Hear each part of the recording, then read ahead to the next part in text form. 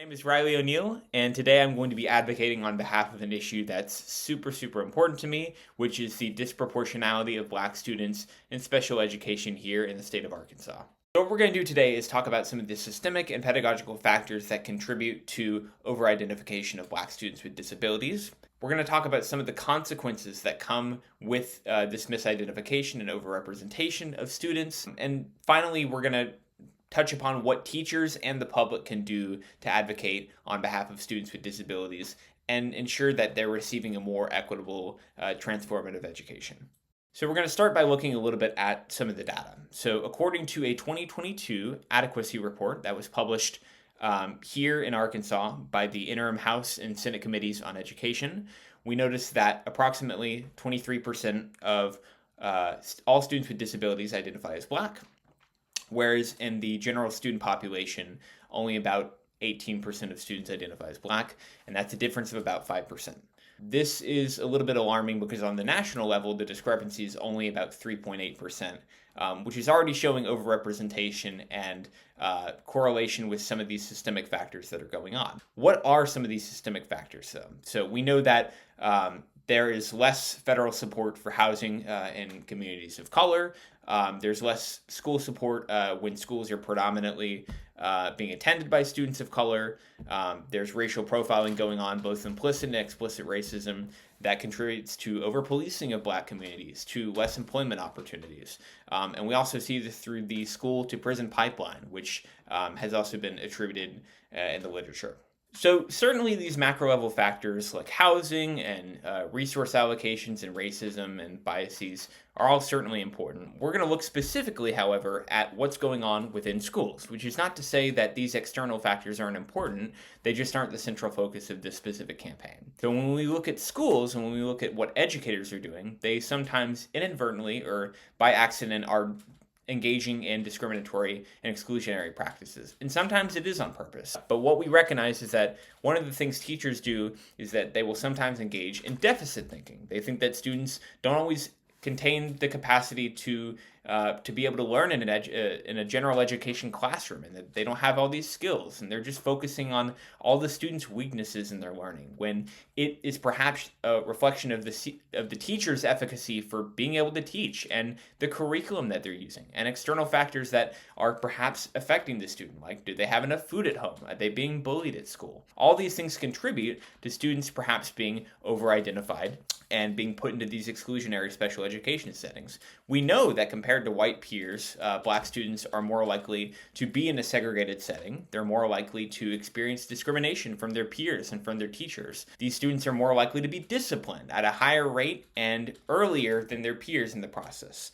And we also know that they receive stigma from their peers due to having a disability level. And so all of these factors make it more difficult for Black students to receive an equitable education, which will directly affect some of their educational outcomes like graduating on time and post-secondary outcomes. Do they go to college? With a solid understanding of some of these systemic factors that contribute to overrepresentation of Black students in special education, as well as some of the teaching practices that contribute to this phenomenon, and also understanding the consequences that Black students endure whenever they are placed into these exclusionary settings, we can now consider what can teachers do to problem solve and promote substantive change so that students are less likely to be misidentified and placed into these classroom settings. And later on, we'll look at what the public can do to actually promote change. So one of the first things that teachers can do is they can engage in anti-racist, justice-oriented pedagogies. One of these includes culturally responsive teaching. So teachers, instead of thinking about their students from a deficit lens, can start to think, what are my students' strengths? What are their assets? How can they bring their background and their culture into the classroom without teachers appropriating that culture? How can we think about them as individuals and cater learning to their interests? Whenever teachers are engaging in the referral process, they can also call upon student voices to talk about how they learn. What's their learning modality? What are some barriers that contribute to learning?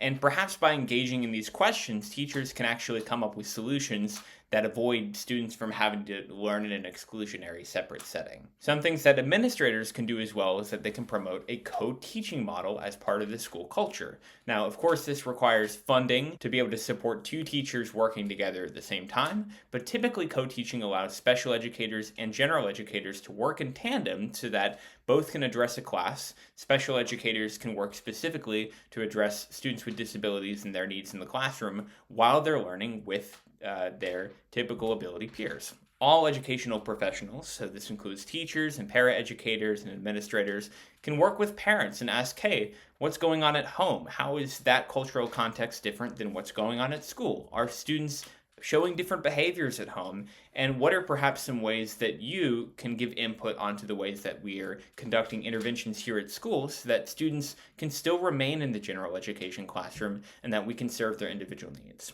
We can also talk about what the public, you all, can do to intervene and advocate on behalf of Black students who are identified as having disabilities. To understand this issue, first let's go back to December of 2016 when there was a revision to Part B of IDEA legislation, and IDEA stands for the Individuals with Disabilities in Education Act. So the benefit to this legislation was that states now had to reveal the methodology that they were using in calculating significant disproportionality using a risk ratio approach as approved by the federal government. The problem is that now, under the Trump administration, the Department of Education has issued another revision that basically cancels some of the equity IDEA principles from December of 2016, whereby states no longer have to reveal their methodology for calculating significant disproportionality whenever they apply for IDEA funding. And what this does is it removes accountability and transparency for the public, whereby we can see how the states are calculating these numbers. And so states actually, depending on the methodology they use, might actually be underreporting how much disproportionality is going on in each state. And this is a problem for equity. Unfortunately, the public commenting period on this proposal has ended, but you as the public can still go to social media and talk about why this lack of transparency and methodology when calculating disproportionality is an issue. You can go to your stories and post on YouTube like what I'm doing here. Though social media can be really, really great in communicating a message and spreading awareness on something,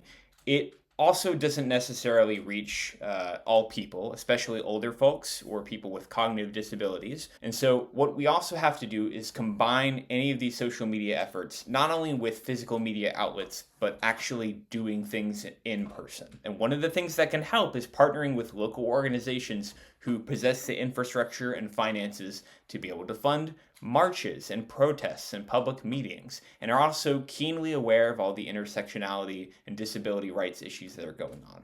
So in addition to working with these local organizations, the other thing that you all can do as individuals is not only reach out to the federal Department of Education, but you can also reach out to the Arkansas Department of Education. So the Secretary, Jacob Oliva, he's a good person that you can contact to talk about these issues. I will have a link to the website for the Arkansas Department of Education in the description, as well as links for all these other organizations in the description. The thing is that we already have a lot of the existing infrastructure. We don't have to reinvent the wheel when it comes to advocacy and when it comes to starting things up. They already exist. We just need to find our resources and work with them. Generally, I hope this video was good in helping you all learn more about why significant disproportionality and resegregation in education is a real issue that we're having, the consequences it can have for not only students of color, but specifically within Arkansas for Black students, as we were showing with the disproportionality gap.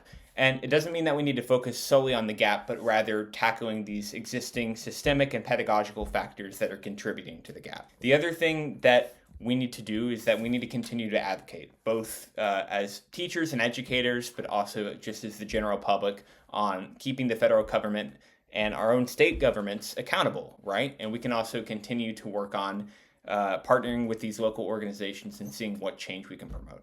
I just want to thank you for listening and for supporting this project, and I hope that together we can continue to promote equitable, sustainable change for all students, including Black students and students of color, not only in special education, but just in education as a whole.